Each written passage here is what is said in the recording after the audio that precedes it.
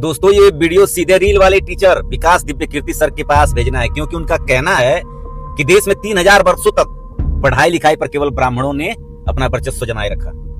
इसी तरह व्यवसाय पर वैश्यों ने अपना वर्चस्व जमाए रखा और जमीन जायदाद पर ठाकुरों ने अपना वर्चस्व जमाए रखा। इसलिए इस वीडियो को विकास दिव्य कीर्ति सर के पास तक पहुंचाना है। वो कह रहे हैं कि इन सभी सवर्णों ने साजिश करके दलितों को उन्नति से रोका। अब जब पिछड़े समुदाय को आरक्षण देकर आगे बढ़ाने की कोशिश की जा रही है तो इन तीनों वर्गों के पेट में दर्द हो रहा है। ये सब विकास दिव्य कीर्ति सर कर रहे हैं। कितनी शर्मनाक बात है ये। मुझे लगता है कि दिव्य कीर्ति सर को भारी लालच दिया गया है या वे जानबूझकर एक तरफा नैरेटिव फैला रहे हैं। लेकिन दिव्य कीर्ति सर, सवर्ण का एक बच्चा भी ये जानता है कि आप ये गलत बोल रहे हैं। आप तो आईएएस जैसे संवैधानिक सेवाओं की तैयारी कराने वाले शिक्षक हैं। इसलिए मैं आपको आपकी ही भाषा में जवाब देता हूं जो आप सुन सकें, जो आपके लेवल का हो। इस स्तर का साधारण आधी अधूरी ऐतिहासिक व्याख्या आपसे अपेक्षित हम लोगों ने तो कभी नहीं की थी। एक सीधा सा मेरा प्रश्न है आपसे कि क्या ब्राह्मण ही सभी को कंट्रोल कर रहे थे या सत्ता को कंट्रोल कर रहे थे? जवाब जरूर दीजिएगा।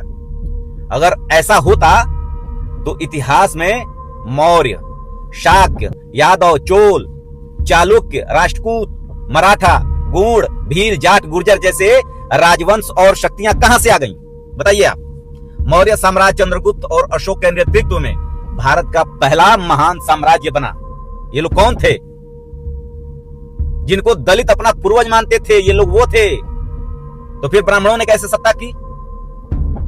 और तो और चोलों ने समुद्री साम्राज्य खड़ा किया था। मराठों ने मुगल सत्ता को निर्णायक चुनौती दी थी। गूढ़ और भील जैसे जनजातीय समुदाय ने अपने अपने स्वतंत्र राज्य और प्रशासन तैयार किए थे। ठीक है, मैं मानता हूं इन सभी कालों में ब्राह्मण समाज मौजूद था, लेकिन सत्ता का संचालन ब्राह्मणों ने नहीं, सैन्य शक्ति, संगठन, रणनीति और राजनीति से हुआ था। किसी जातिगत आरक्षण या एकाधिकार से तो कभी नहीं हुआ था। ये तो आप समझ जाइए। आप ये जो कह रहे हैं ये आपके सामने बहुत हल्की बात है। पूरा देश आपका बहुत इज्जत करता है।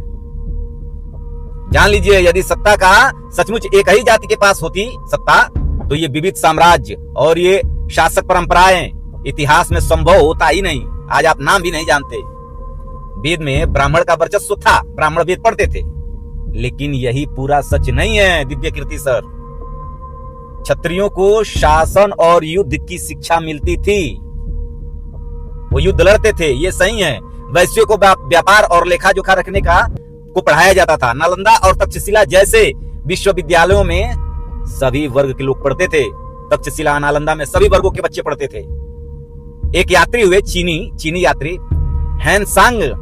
उन्होंने भी भारत को शैक्षणिक और बहुसांस्कृतिक समाज के रूप में वर्णित किया है, अपने ग्रंथ में लिखा है, जबकि जातीय वाला कुछ नहीं लिखा है।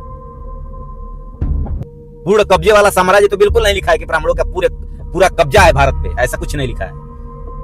हकीकत यह है कि 12वीं सदी के बाद भारत के बड़े हिस्से लंबे समय तक विदेशियों के गुलाम रहे। जब देश स्वयं सदियों तक विदेशी प्रभुत्व से जूझता रहा, तब यह कहना एकदम गलत है कि 3000 साल तक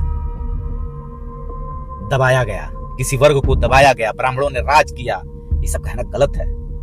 वास्तव में आज एक वर्ग द्वारा सवर्णों के विरुद्ध सुनियोजित प्रोपेगेंडा चलाया जा रहा है ताकि विक्टिम कार्ड खेलकर आरक्षण को और अधिक बढ़ाने का नैतिक आधार तैयार किया जा सके। ये वीडियो दिव्य कीर्ति सर के पास आप लोग जरूर पहुंचाइए। मेरा काम है आप लोगों को चेताना और ऐसे प्लांटेड प्रोपेगेंडा का पर्दाफाश करना, और ये काम मैं जारी रखूंगा। आप लोगों का सपोर्ट अगर मिलता रहा तो जो जैसा सवाल करेगा उसको उसी भाषा में मैं जवाब देने के लिए खड़ा हूं। आप लोग मुझसे जुड़ने के लिए मुझे फॉलो कर सकते हैं। इस वीडियो को ज्यादा से ज्यादा शेयर करिए ताकि कहीं ना कहीं दिव्य कीर्ति सर के किसी चेले के पास भी पहुंच जाए।